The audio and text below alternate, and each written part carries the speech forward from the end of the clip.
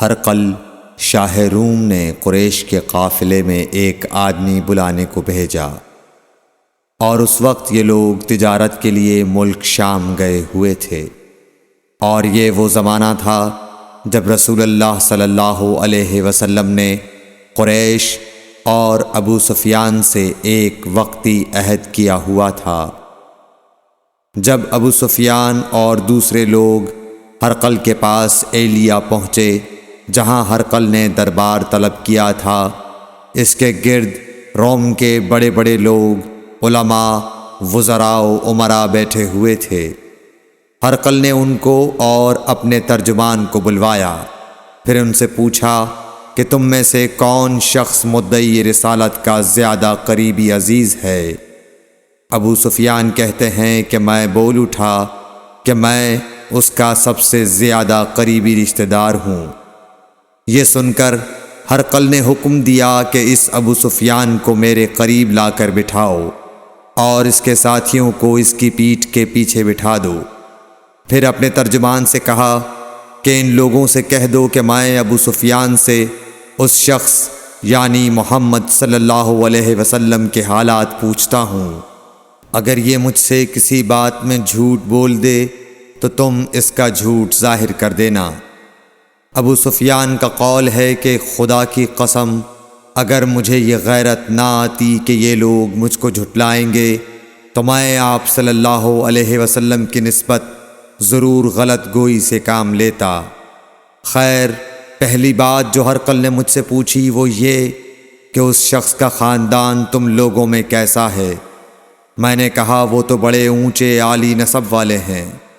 کہنے لگا اس سے پہلے بھی کسی نے تم لوگوں میں ایسی بات کہی تھی؟ میں نے کہا نہیں۔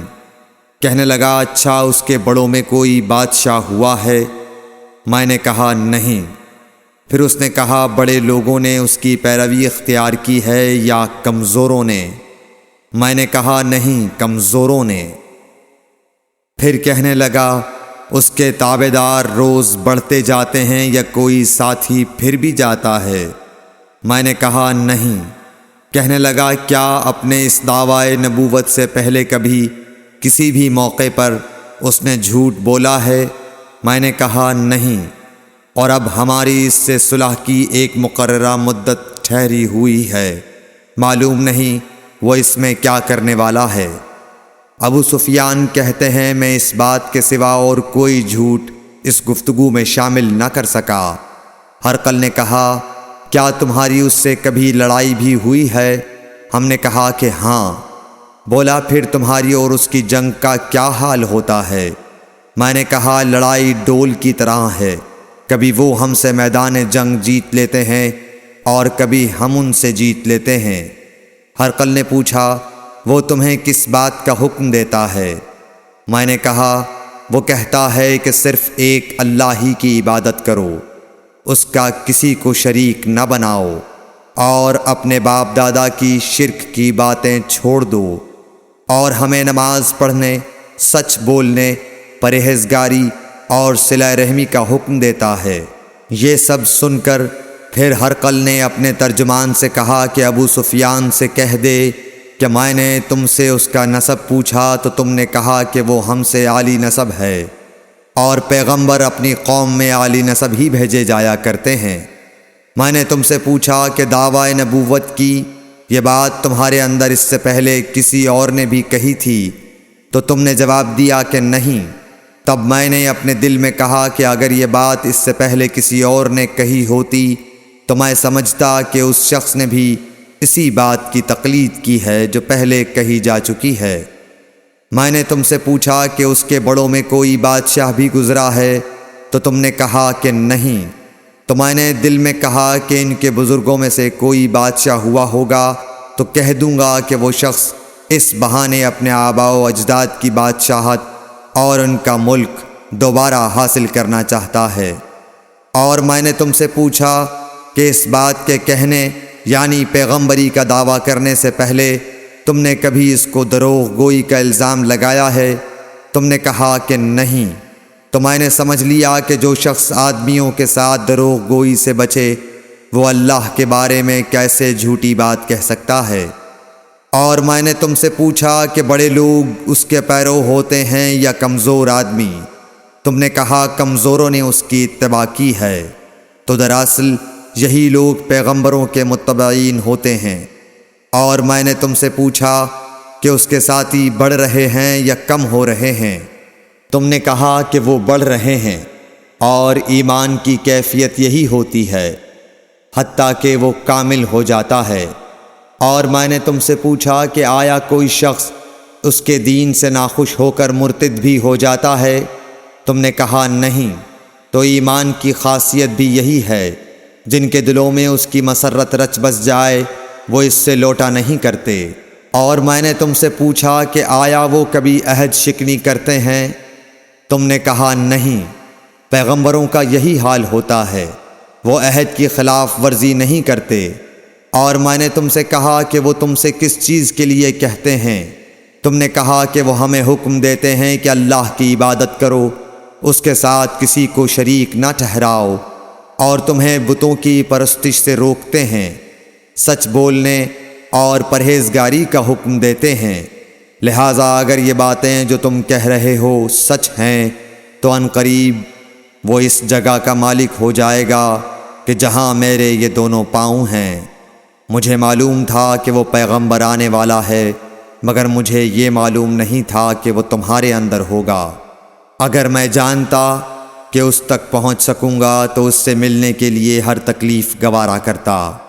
اگر میں اس کے پاس ہوتا تو اس کے پاؤں دھوتا۔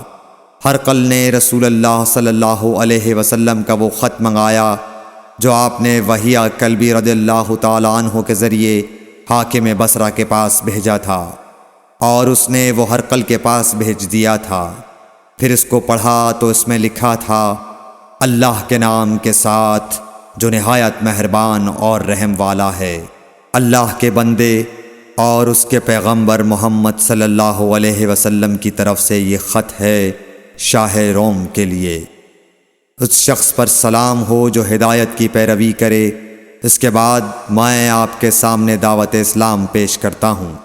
اگر آپ اسلام لے آئیں گے تو دین و دنیا میں سلامتی نصیب ہوگی، اللہ آپ کو دوہرا ثواب دے گا۔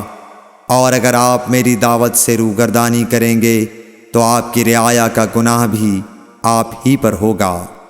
اور اے اہل کتاب، ایک ایسی بات پر آ جاؤ جو ہمارے اور تمہارے درمیان یکساں ہے، وہ یہ کہ ہم اللہ کے سوا کسی کی عبادت نہ کریں اور کسی کو اس کا شریک نہ ٹھہرائیں، اور نہ ہم میں سے کوئی کسی کو خدا کے سوا اپنا رب بنائے۔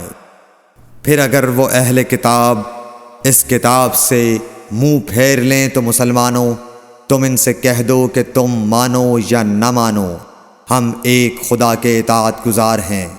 ابو سفیان کہتے ہیں، جب ہرقل نے جو کچھ کہنا تھا کہہ دیا اور خط پڑھ کر فارغ ہوا تو اس کے ارد گرد بہت شور و غوغا ہوا، بہت سی آوازیں اٹھیں اور ہمیں باہر نکال دیا گیا۔ تب میں نے اپنے ساتھیوں سے کہا کہ ابو کبشہ کے بیٹے حضرت صلی اللہ علیہ وسلم کا معاملہ تو بہت بڑھ گیا۔ دیکھو تو اس سے بنی اصفر روم کا بادشاہ بھی ڈرتا ہے۔ مجھے اس وقت سے اس بات کا یقین ہو گیا کہ حضور صلی اللہ علیہ وسلم ان قریب غالب ہو کر رہیں گے، حتیٰ کہ اللہ نے مجھے مسلمان کر دیا۔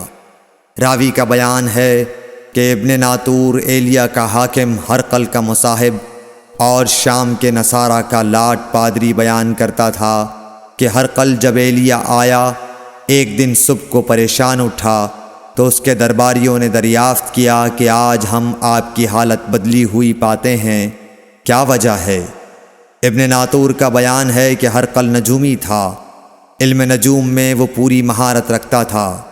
اس نے اپنے ہم نشینوں کو بتایا کہ میں نے آج رات ستاروں پر نظر ڈالی تو دیکھا کہ ختنہ کرنے والوں کا بادشاہ ہمارے ملک پر غالب آ گیا ہے۔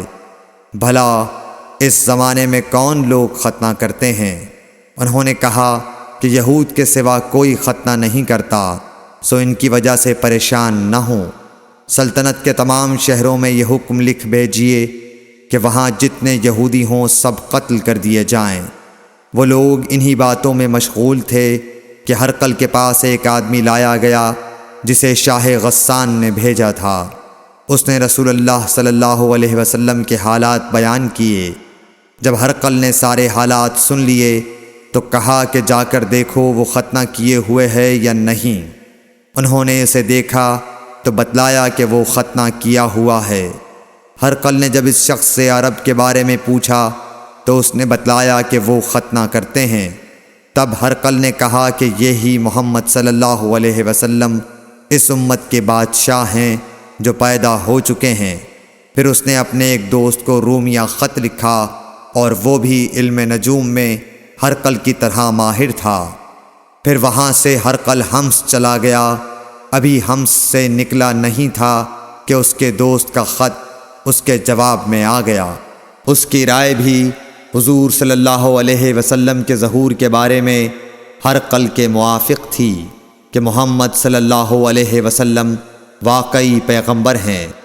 اس کے بعد ہرقل نے روم کے بڑے آدمیوں کو اپنے حمص کے محل میں طلب کیا اور اس کے حکم سے محل کے دروازے بند کر لیے گئے۔ پھر وہ اپنے خاص محل سے باہر آیا اور کہا، اے روم والو، کیا ہدایت اور کامیابی میں کچھ حصہ تمہارے لیے بھی ہے؟ اگر تم اپنی سلطنت کی بقا چاہتے ہو تو پھر اس نبی صلی اللہ علیہ وسلم کی بیعت کر لو اور مسلمان ہو جاؤ۔ یہ سننا تھا کہ پھر لوگ وحشی گدھوں کی طرح دروازوں کی طرف دوڑے مگر انہیں بند پایا۔ آخر جب ہرقل نے اس بات سے ان کی یہ نفرت دیکھی اور ان کے ایمان لانے سے مایوس ہو گیا تو کہنے لگا کہ ان لوگوں کو میرے پاس لاؤ۔ جب وہ دوبارہ آئے تو اس نے کہا، میں نے جو بات کہی تھی اس سے تمہاری دینی پختگی کی آزمائش مقصود تھی، سو وہ میں نے دیکھ لی۔ تب یہ بات سن کر وہ سب کے سب اس کے سامنے سجدے میں گر پڑے اور اس سے خوش ہو گئے۔